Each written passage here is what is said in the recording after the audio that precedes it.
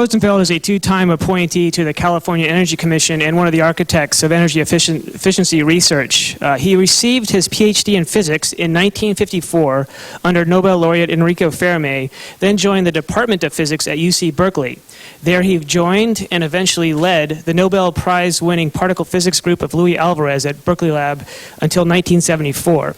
In 1974, he changed to the new field of energy efficiency research. He formed the Center for Building Science at Berkeley Lab and led it until 1994. From 1994 to 1999, Dr. Rosenfeld served as the Senior Advisor for the Department of Energy's Assistant Secretary for Energy Efficiency and Renewable Energy. Today, his legacy of research and policy work has been credited with yielding an astounding annual savings of around $100 billion in the U.S. And without further ado, I'd like to everyone to welcome Dr. Rosenfeld for this lecture. Thank you. I'm going to run through a bunch of slides with some apologies to old friends in the audience. Some of these slides haven't changed in 30 years. I've had one obsession for 30 years, which is that energy efficiency is a good way to get the environment cleaned up, to save money, to get around petroleum dependence, and now to delay global warming. And as I say, things change a little bit, but only slowly.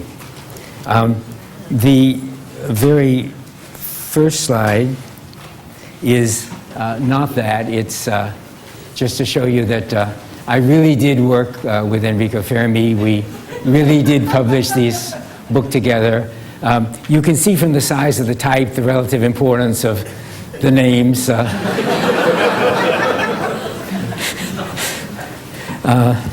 Georg and Bob Schluter and I were his graduate students. No, we were just TAs at the time when he gave these first set of lectures after the war. To lead into the first slide or so, I'm going to hark back to the Fermi Award. About a month before the award, I got a phone call from Secretary of Energy Sam Bobman telling me that I'd gotten the award.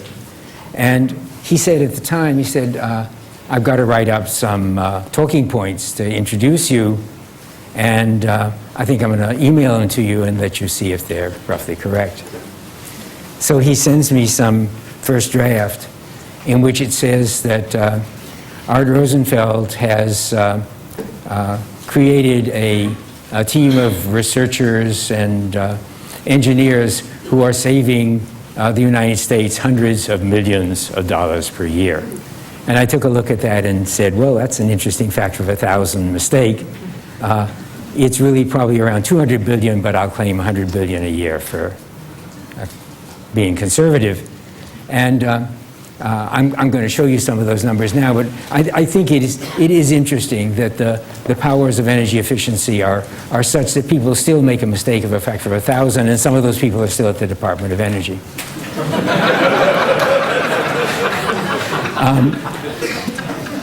I will say one other thing that I think is sort of funny about the award.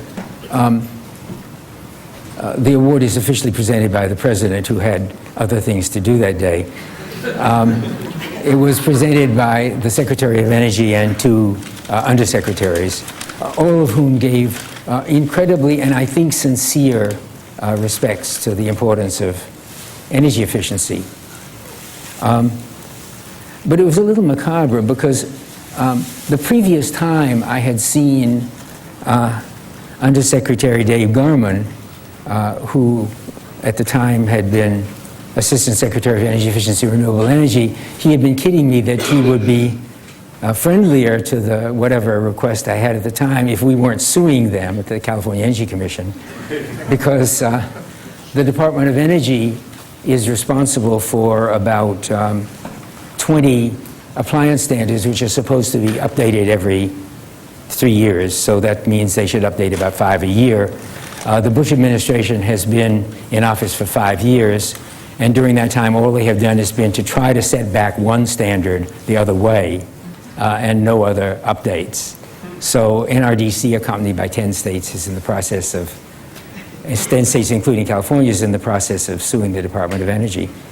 At the same time, the state of California is trying to update fuel economy standards, which of course we're preempted from doing because of the federal fuel CAFE standards, corporate automobile fuel economy.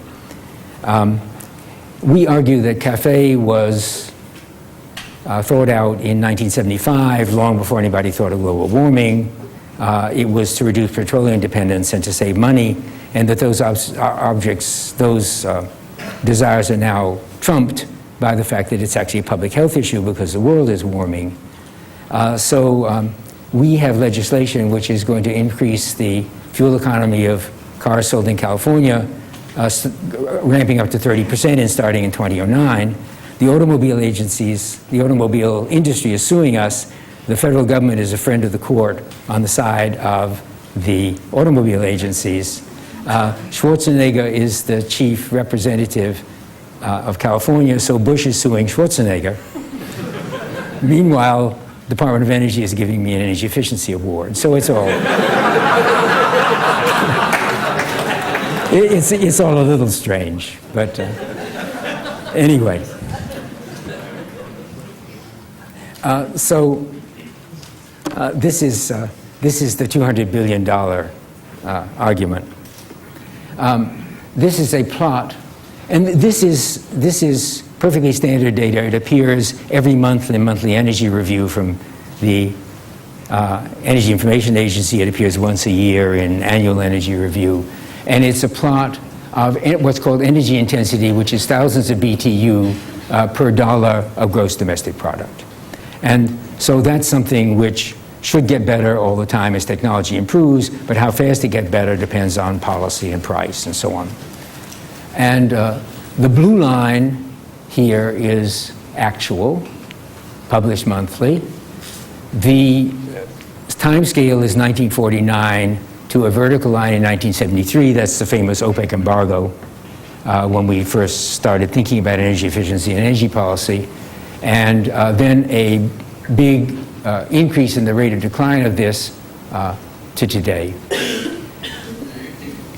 If you try to define business as usual, I just put a smooth exponential decay. It's so small it can be linear. So the red line is what was going on from business as usual from 1949 to 1973. It has a mild slope and in fact averages 4% a year, 0.4% per year. Then two things happened. The price went up and we passed the corporate automobile fuel economy standards and we started responding in policy ways. And this decrease suddenly increased from 0.4% per year to 2.1% per year. And is down, if you call this 100%, this is down to about a half. So that's a huge effect in 20 years. Nobody noticed it very much. Nobody froze in the dark. But it is a huge effect. Now, this is the way Energy Information Agency leaves it. I tend to like to plot it one more area of detail. So this is now the same data, but in energy units. Same time scale, same vertical line. This is quads, 10 to the 5th, units of 10 to the 15th BTU. The blue line was growing rapidly as our GNP increased and then leveled off. And here's where we are today at about 100 quads. Actually, one figure of economics you might want to remember is that we're at 100 quads and our energy bill was $1 trillion a year. So there's a nice factor of 10 that's easy to remember. The red line is what would have happened if we had kept the red line on the previous chart, that is a mild decrease in energy efficiency instead of the sudden increase in energy intensity. And instead of being at about 100 quads today, we would be at about 170 quads today. And our energy bill, instead of being $1 trillion, would be about $1.7 trillion. With our brains, we have avoided spending about $700 billion a year, or 6% of our GDP, every year, or at least last year. Now, I want to say this important message in another set of languages. We were at 75 quads in 1973, and we're at about 100 quads today. So we physically increased our energy supply by 25 quads. So that's power plants, tankers, transmission lines, refineries, all that steel. But we've gotten by today's standards, we've gotten 175 quads worth of energy services, which means that there's a virtual 75 quads that we didn't have to build because we got smarter and our policies got better. So the physical supply is 25 units, the virtual supply is 75 units.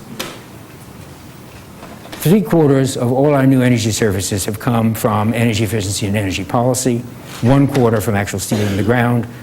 That's been true for the last 30 years. That's probably going to be true for the next 30 years or the next 100 years. And in terms of figuring out how to delay global warming, don't forget that.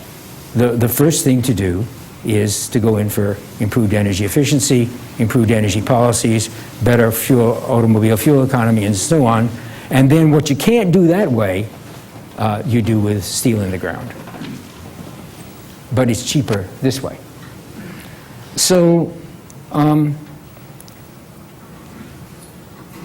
how much of this savings comes straight from energy efficiency as opposed to structural change?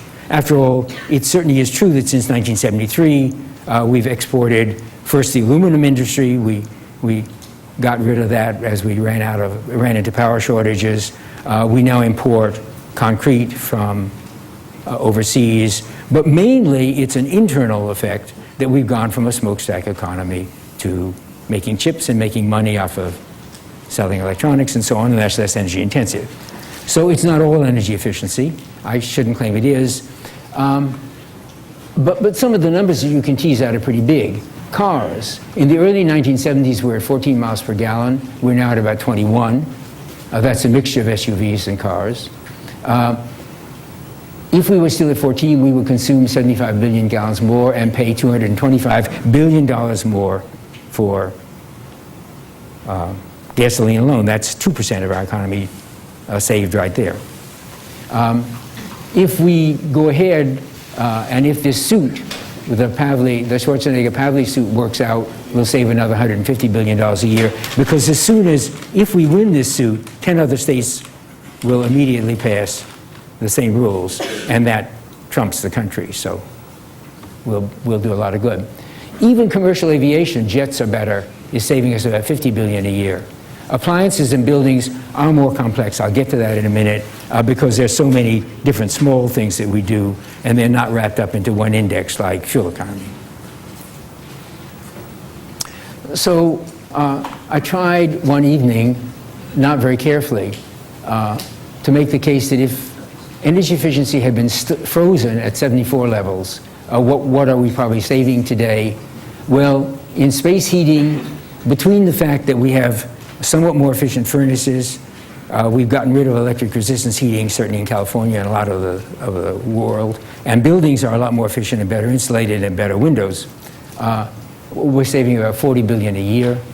Air conditioning savings around $30 billion a year, and in California we are going to start thinking seriously about an appliance standard for a 20% improvement in air conditioning, which turns out to be cost effective. Refrigerators, I'm going to show you some plots on refrigerators, about $15 billion a year. Just fluorescent lamps in the ceilings, about $5 billion a year. Compact fluorescents, which were jump-started by research here, $5 billion a year. I wanted this to get to $100 billion, and I didn't quite make it. So just to be defensive, I decided to talk a little bit about standby losses, which Alan Meyer from here likes to call vampires. These are all the external power supplies, which are all over your house, 10 or 20 of them, that convert 110 AC to 10 volts DC to run your computer, or charge your toothbrush, or charge your a couple of cordless phones around the house, or your cell phone, or your garage door opener, or power your TV, which incidentally has the property that it never turns off because it's waiting for a remote to tell it to do something, so it has to be vigilant all the time.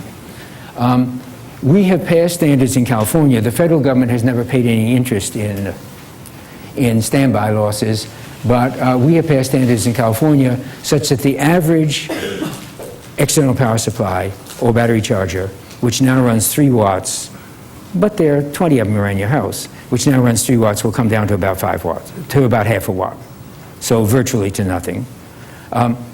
It turns out that the extra cost to go from an old analog circuit with a little transformer and some diodes to a switching circuit where you can do this very efficiently turns out to be around 10 or 15 cents per power supply.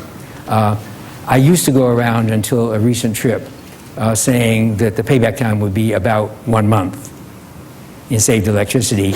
It turns out that when my advisor, John Wilson, went to Taiwan recently and to China to tell them about the new rules which are going to become effective on January 1st, and tried to ask what the increase in price was, these things are all made in Taiwan and China. The manufacturer's statement was, we're not going to raise the price, it's not really worth it. So the payback time is 0.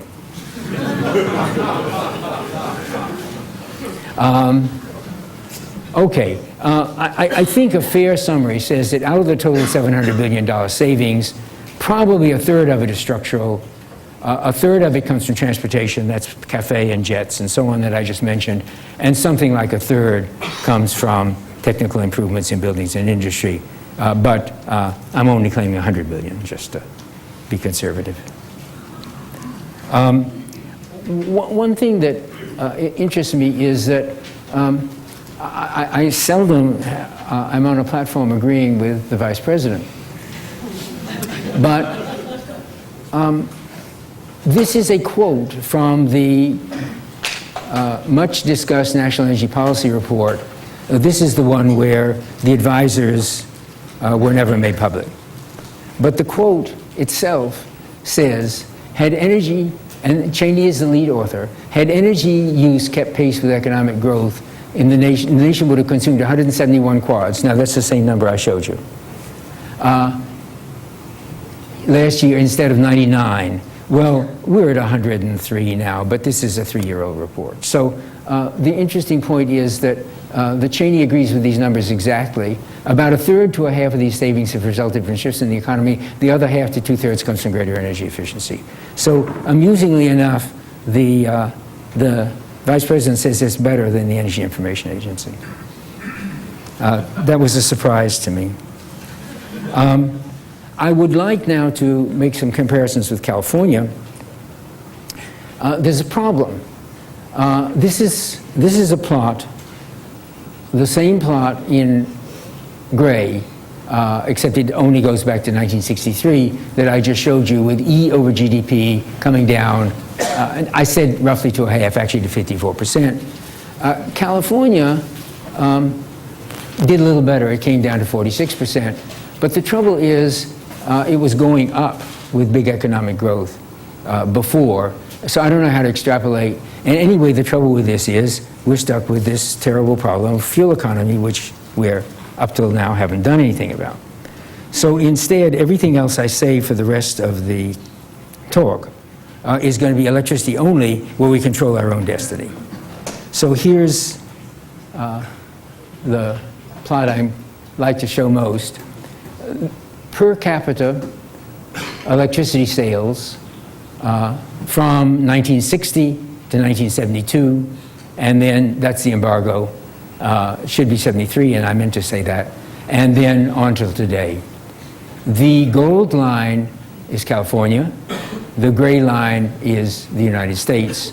Notice that until 1973, they were pretty similar. The United States was a little bit ahead of California for a couple of obvious reasons. I already mentioned aluminum on the Tennessee River or the Columbia River. And the weather is really worse in Chicago, as I know, than here. So a little more electric resistance heat. But they were both growing 6% a year. we woke up to the fact that a great deal could be done with energy efficiency, and we have stayed constant in electricity use per person. So population has grown 1 or 2% a year, but we stayed constant per person for 30 years, even though refrigerators are bigger, as I'll show you, houses are bigger, TVs are bigger, and there are more of them, computers are there sopping up electricity. But that's all been compensated for by increases in efficiency. The United States had access to the same information, didn't take it quite as seriously, has grown 2% a year, and is now up 50%. This blue wedge, which is the increase from the United States, 50% increase, corresponds to, at California prices, about $1,000 per family per year. At US average prices with a lot of coal and cheaper electricity, it's only about $900 per family per year, still a significant amount of savings.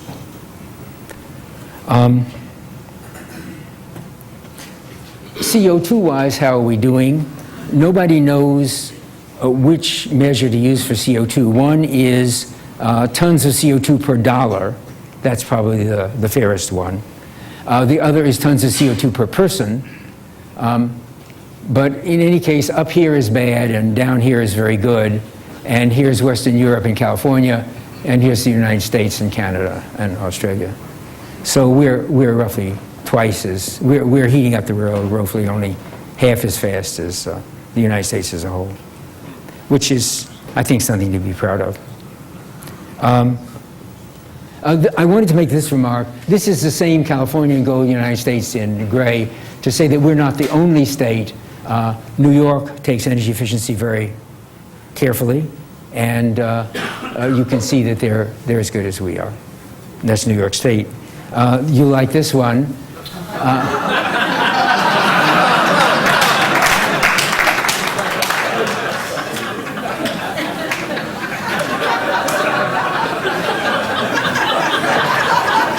You know, there's a good economics master's thesis in here. It's really quite, there's a lot of cause and effect and interesting problems mixed in here, but it's certainly true that the folks in the red states consume a hell of a lot more electricity than the folks in the blue states. And it's not all climate. Okay. To add a certain touch of reality to this, I want to talk about actual savings with actual equipment. This is a plot which is indexed to 100 at the time of the embargo. And the purple line is the improvement in refrigerators, so down to 25% of the energy used for larger refrigerators. The blue line is air conditioners. This is the only thing the Bush administration has done. The Clinton administration recommended on its last day in office an energy efficiency rating of 13. In his first day of office, Bush set it to 12. The courts, NRDC then sued the Bush administration and got it back to 13. And you can't do quite as well on gas furnaces because they were already like 60% efficient, and there's a real limit of like 92%. And then you start condensing water and you get problems with acid deposition. But nevertheless, this picture is pretty good. One thing that I'd like to point out is that the open arrows are California standards. The feds didn't get into the standards business until sort of over Reagan's dead body, literally after Reagan left office. So you can see that states are pretty important in this game. Whenever the California required better refrigerators or better air conditioners, it was so cheap that the manufacturers never bothered to make two sets of refrigerators for dummies and refrigerators for smart people. So they changed over all their lines anyway and paid.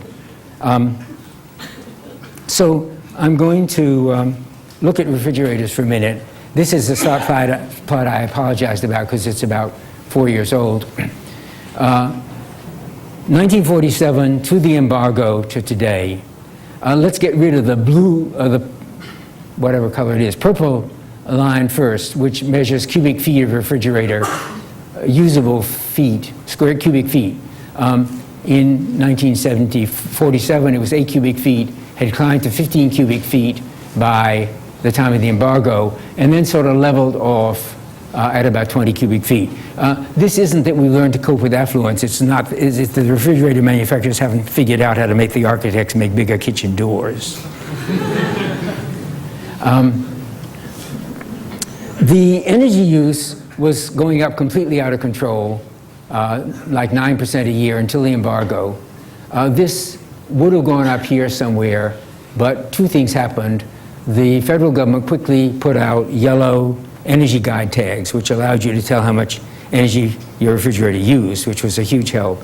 And the California Energy Commission started developing refrigerator standards, the calculations being done right over here at LBL. So instead of going off here, there's a 90-degree right-hand turn. The refrigerator use is now down to from 1,800 kilowatt hours a year, which would be $200 a year at today's prices, to 450, which is about $50 a year at today's prices. And the boxes are bigger, and we got rid of the CFCs so we don't hurt the Antarctic ozone hole.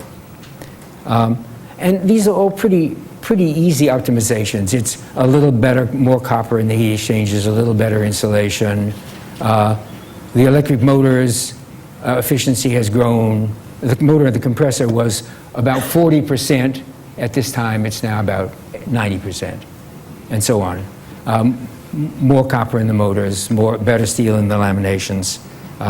And interestingly enough, people say, well, conservation will get used up. But this is a 5% improvement every year for 30 years, and it's still going on. So the returns on investment get to be a little worse, but there's plenty of progress still to be made. This particularly interests me. This is the same plot you just saw, except there's the retail price in 1983 dollars for refrigerators sold at the time of the embargo and sold now. Now remember, we've required better insulation, more copper, better steel, so on. The price of refrigerators should go up a little bit, but you get your money back in 5 years. Well, in fact, what seems to happen is you pass legislation saying the efficiency of this refrigerator has to improve. The manufacturer then decides to give up his old 35-year-old cash cow assembly line and make a new one. He then puts in all the new technology that's available in the last 30 years, which is robots instead of people, better materials, so forth and so on, better machine tools, and the price comes way down. Now the price might come down even steeper if we didn't improve the efficiency, but in fact, nobody, I think, no economist can look at this curve and say, we have driven refrigerator prices off the roof. They've done pretty well, thank you. The environmental aspects of this are pretty amazing. This is the amount of energy used if refrigerators were still at 1974 efficiency. It's quite a lot of energy. I think it represents about 50 baseload power plants, and it's the brown line. This is what they actually use today. They're down to a quarter. The blue line is the energy savings. So it's part of the wedge that I showed you before that we don't have to build power plants for. What is it equivalent to in some more familiar measures? This is the same scale, billions of kilowatt hours a year. This is the blue I just showed you, about 200 billion kilowatt hours a year saved. All the hydro in the United States is a little less than 300 billion kilowatt hours a year. So our 5-year payback on refrigerators contributes almost as much to energy services in the United States as all the dams on the Columbia River, the Tennessee River, the Snake River, the blah, blah, blah, blah, blah. 5-year payback here, you don't get your money back on a dam in 5 years. This is nuclear energy, the total nuclear fleet in the United States. Now, it looks like we have a little bit to do to catch up with them, but I want to replot this not in billions of dollars a year, but in dollars. Not in billions of kilowatt hours per year, but in dollars. This stuff is saved at your meter, and it's worth US-wide, about 9 cents a kilowatt hour. This nuclear energy is, of course, generated, much of it at night, at a bus bar, wholesale, and is worth about 3 cents a kilowatt hour. The difference between this and this is that there's been a transmission system, a distribution system, an energy management system, a little bit of profit, and so on, and it all adds up to a factor of 3. So if I replot this in dollars, then I find that last year, at your meter, refrigerators alone have saved about $17 billion a year. All the hydro in the country at wholesale is only worth about 8, and nuclear power is worth about 22. So if you add improvements in air conditioners to the refrigerators, you easily exceed in contribution to the economy the value of all nuclear power. The problem is nuclear power is big, expensive. Congressmen can get their names on sites and so on.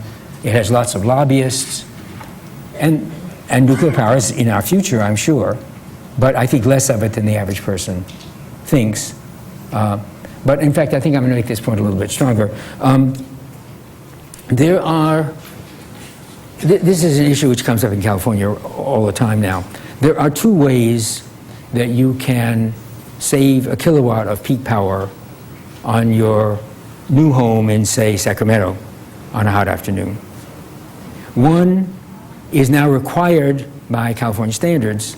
If it's a flat roof, so there are no architectural issues, the roof must be white.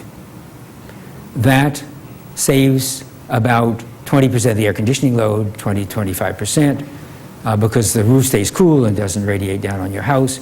And the new cost to the house is in fact not 0, it's about 25 bucks on a $400,000 house, because the manufacturer puts a little bit of extra fungicide in so that mold doesn't tend to make it look moldy. Or you can put on a solar collector, and that will cost you $10,000. Well, after rebate, it'll cost the state $10,000. After rebate, it'll only cost the state actually $7,000. After rebate, it'll cost you about $5,000, and that will have exactly the same effect. It'll save a kilowatt of peak power. On the other hand, solar is very flashy. It's renewable. It's profitable. There are lots of organizations which are promoting solar. It's a good idea if you've already got your roof white. And there are lobbyists.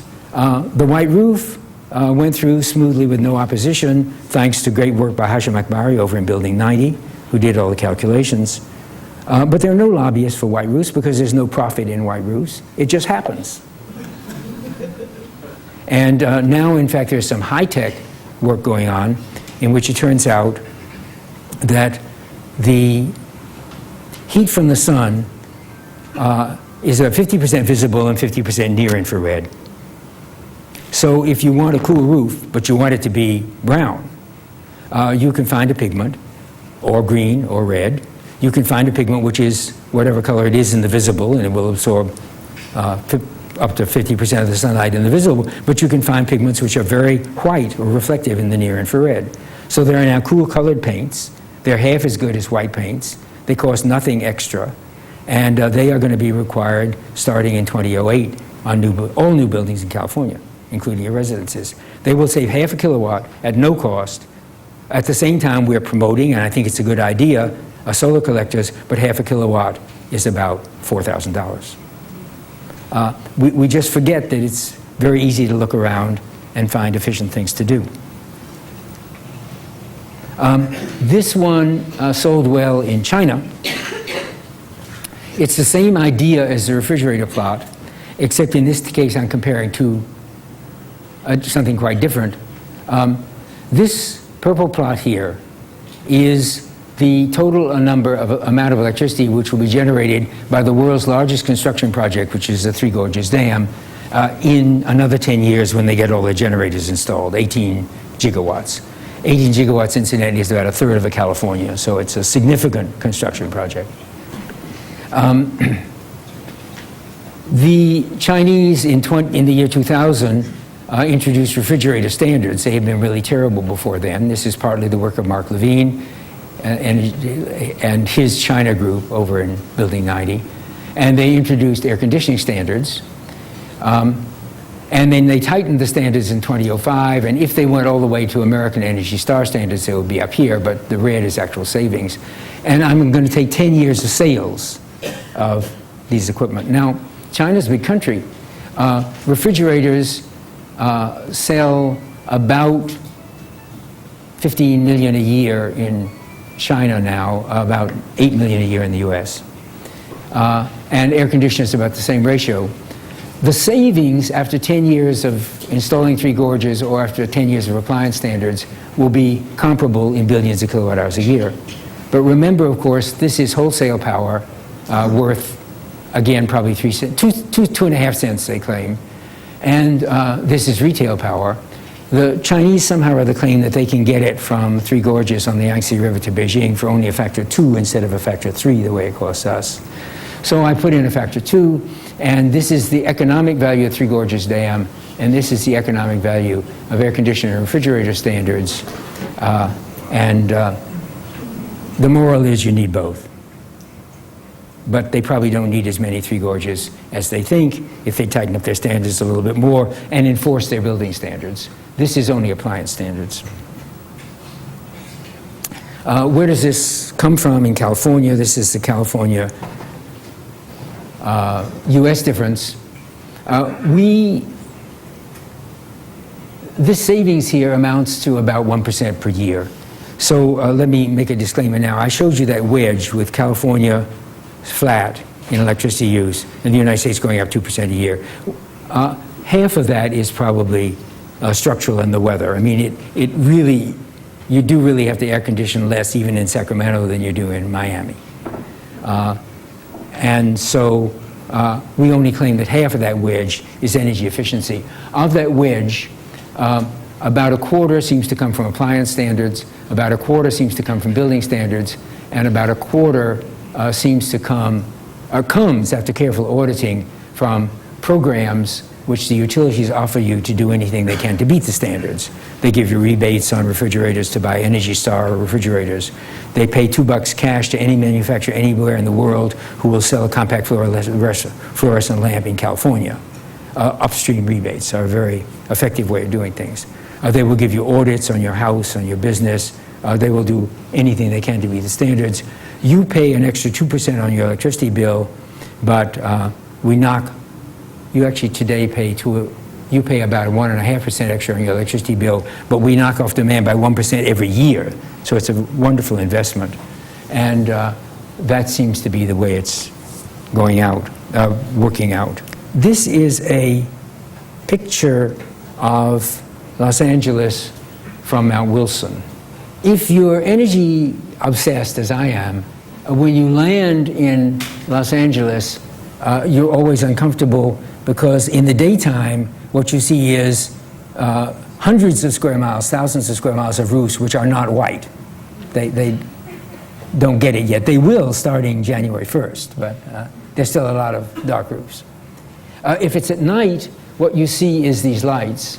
And I point out this is from a mountain, and the same thing is from a plane. This is not light which went onto the ground and is reflected from the streets doing its job. This is wasted light because on the average, street lights and parking lot lights allow light to spill upwards to the tune of 15%. So you see the direct light. We talked with the lighting industry, we passed new standards. The new agreement is no more than 2% of the light will spill upwards. The extra cost is 0. The savings in California Power is about 1% from that single trick.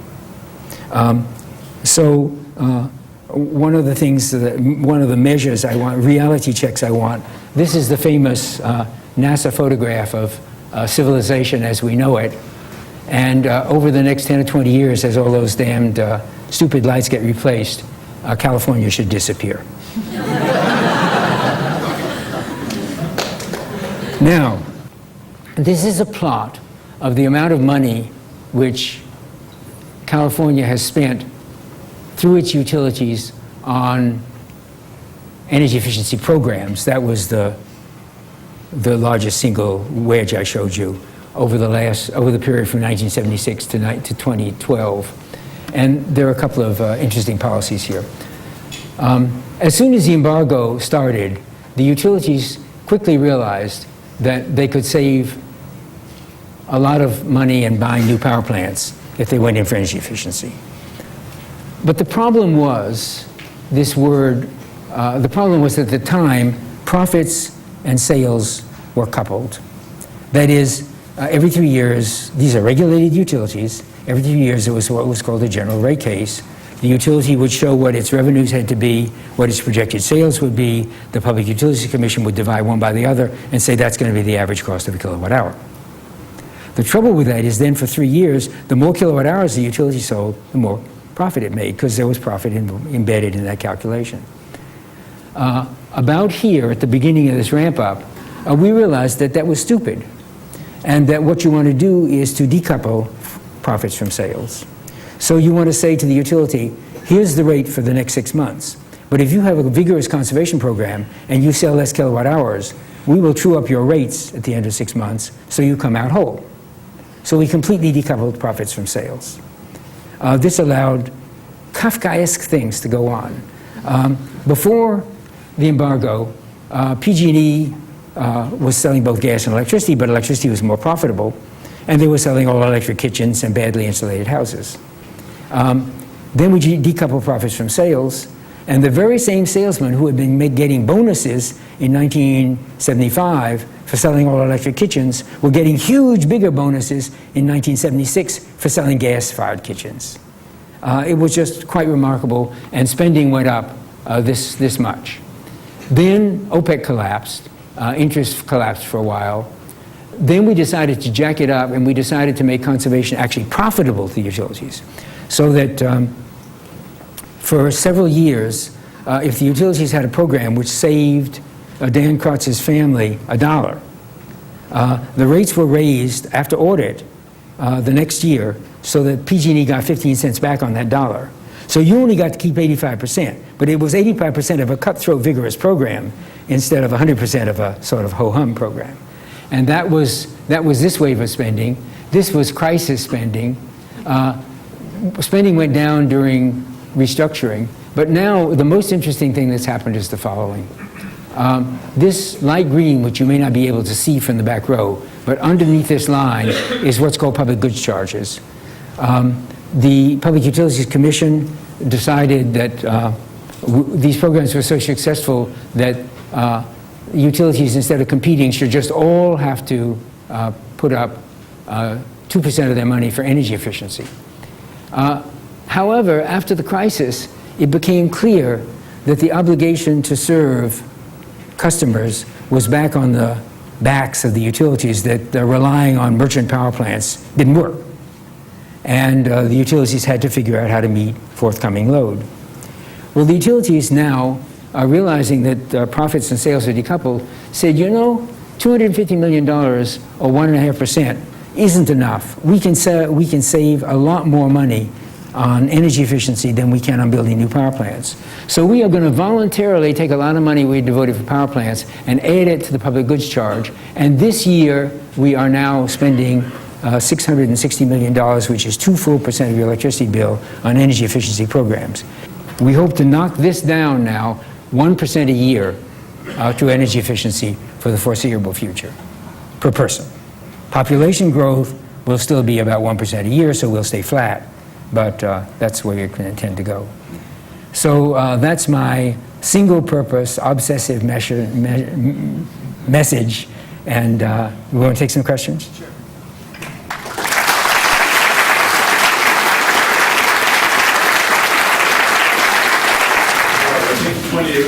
I think 20 years or so ago, you mentioned if we all pitted in our Cadillacs for Toyotas, we could join OPEC. If we still have that chance with Priuses in the United States join OPEC, we still have a chance. What you mean is we wouldn't have to export oil, we wouldn't have to import oil, we could export. Oh, that sounds plausible, but I can't quite do it that fast. What I will do, I can make this point though. There was one slide I skipped over. I'm going the wrong way. This is one which I borrowed from Mark Levine, and it does tell a sort of sad story. This is miles per gallon from 2000 to 2015. Today is right around here. This is the U.S., which, along with its SUVs, is stuck at 24 miles per gallon. Even China, which is not supposed to be that much advanced ahead of us, at 30 now and headed for 38. Europe headed for 55 or something. So we're really doing a shameful job of fuel economy, but I can't answer your question. I can tell you one other number that comes to mind, though. And I think this is so shocking I should train myself to remember it. If we go back to this, and we ask, how many cars off the road does this virtual reg correspond to, the $75, 75 quads? The answer is 1 billion cars. Now, the world's supply of cars is only 600 million. So pollution-wise, just the United States getting its act together is equivalent to not having 1.5 times as many cars as there are crowding up the atmosphere as there really are today. So, Carl, I thank you for your comment. I didn't answer your question. Answer anyway. Yes. Okay, so as Carl pointed out, when we think of energy conservation, we can do by just acting differently. We think of buying a Prius. Maybe we think of getting solar power panels and solar heating. But your analysis of red state versus blue state and California versus U.S. was only electricity. Right. You're telling me so you're telling Californians and New Yorkers buy more efficient refrigerators and air conditioners, and that's the only difference between, that's the principal difference between the California, New York, and the... No. It's not just appliance standards. It's that whole wedge which I showed you of about 1/4 of the effect is appliance standards. 1/4 of the effect is building standards. And half the effect is very vigorous programs by the public utilities programs to induce you, to seduce you to whatever you want, to incent you to buy Energy Star equipment and so forth and so on. And in fact, appliances is a mixed bag, because remember, the major appliances are in fact national and updated by DOE. It's only the loopholes. Basically, what we do in California is we take anything that's Energy Star, voluntary in the rest of the country, and we make it mandatory in California. But it has 5-year payback, so it goes pretty well. But no, building standards are very important. So answer, it's the failure of national standards. It's a failure of national standards, right. Or partial failure of national standards. They're not as tight as, right there. In Illinois, up to at least 10 years ago, the amount you paid for electricity went down as you used more, whereas in California, it goes up as you use more. Right. It's power company policies that determine a lot of that. Was that Chuck Rose says, in some states there are still what are called declining block rates. The argument was it's cheaper to serve you electricity in large spoonfuls than in small quantities. In California, we're just the opposite. There are 5 tiers. Tier 1 and Tier 2 are almost lifeline rates. They're very low. And then it gets very expensive as you go up.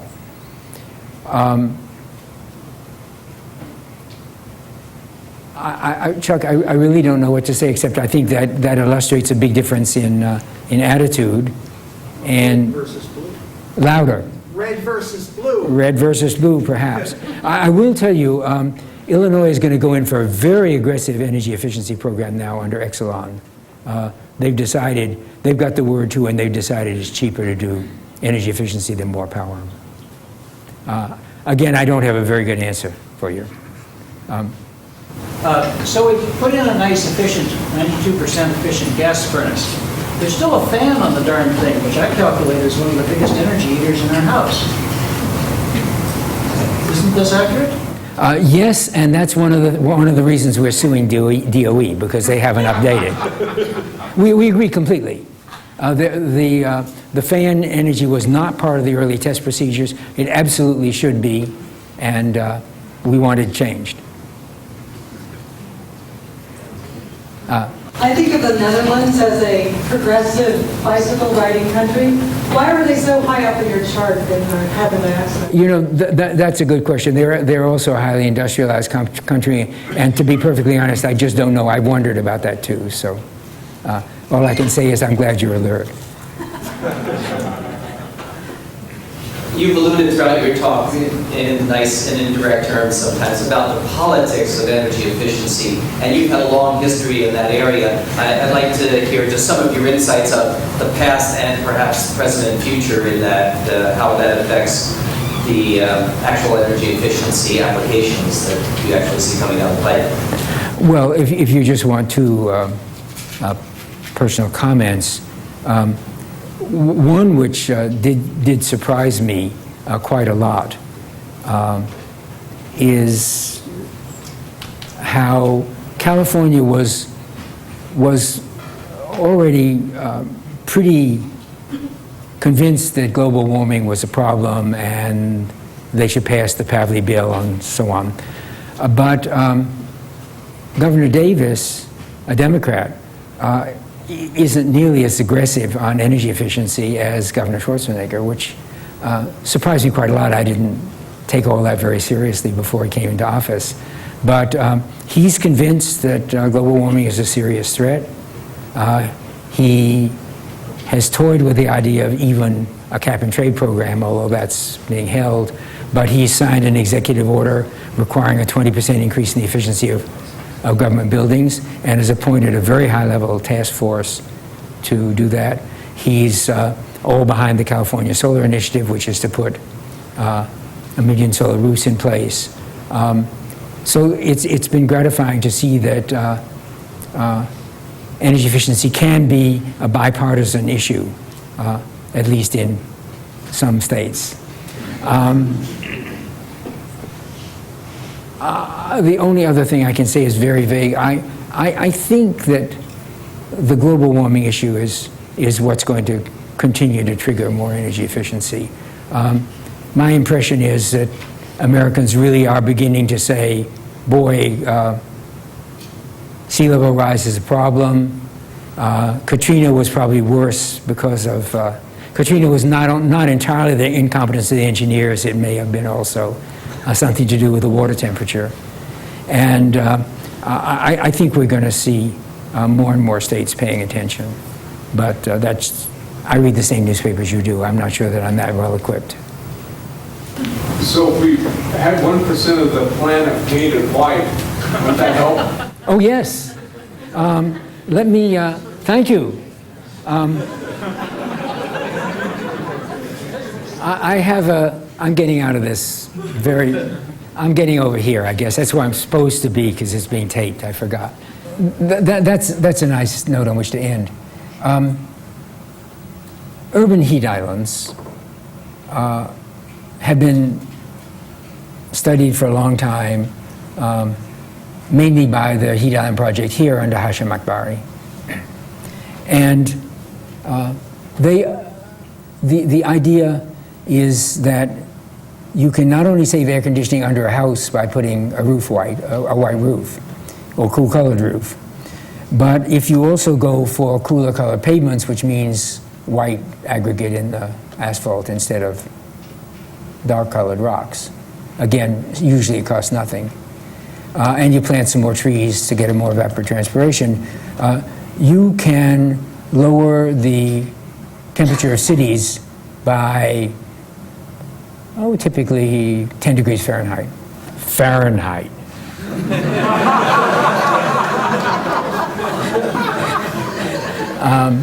Which would in fact offset the heat island, which is Los Angeles right now. Carl knows that. Now, that's a good idea per se, but then Hashim Akbari and I and Dr. Menon over in Building 90 got to thinking, if we had a serious white roof program and we could sell cities all over the world the idea of going in for white roofs to save smog, to save temperature, to be more comfortable. But what would it do to the world's temperature? Well, this involves what is known as the albedo effect. Most famous example is Alaska. The world temperature today is only up 0.8 of a degree on the average, but Alaska is up centigrade.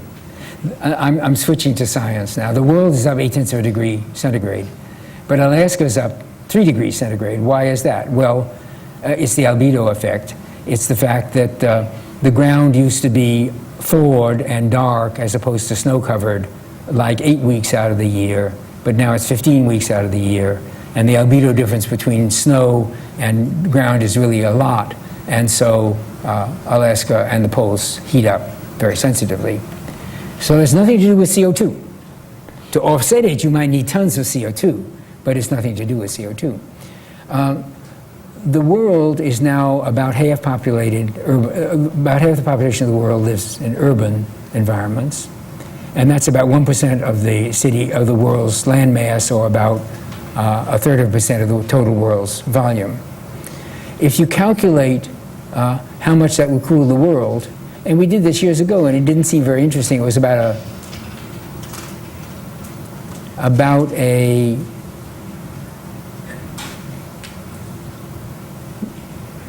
let's see, the way I remember it, I wasn't prepared to say this, I have to think out loud. We are now heating up about 3 degrees in the next, let's say, 60 years, so that's like 0.05 degrees per year. This effect would be like 0.02 degrees per year, like 4 or 5 months. Well, at first, we never said anything about that because 4 months delay in global warming seems sort of ha-ha. On the other hand, if you convert it to the amount of CO2 which you have to remove to get that effect, then it turns out that that's equivalent to not burning any carbon dioxide in the world, not burning, no flames for 6 months or 4 months, which is equivalent to 1/3 of a year at 6 billion tons of carbon per year. So it's like 2 billion tons of carbon, and they're trading in Western Europe now at $100 a ton. So it's a huge effect.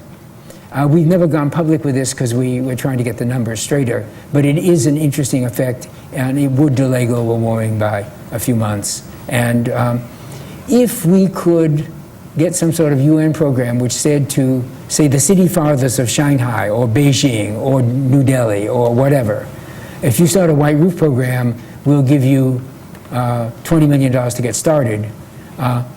That turns out to be equivalent to saving carbon. It's not at $25 or $50 a ton, but more like 5 cents a ton. So it's an interesting idea. That's another conservation idea which you reminded me of, so thank you, Carl. Okay, we should quit. Thanks again.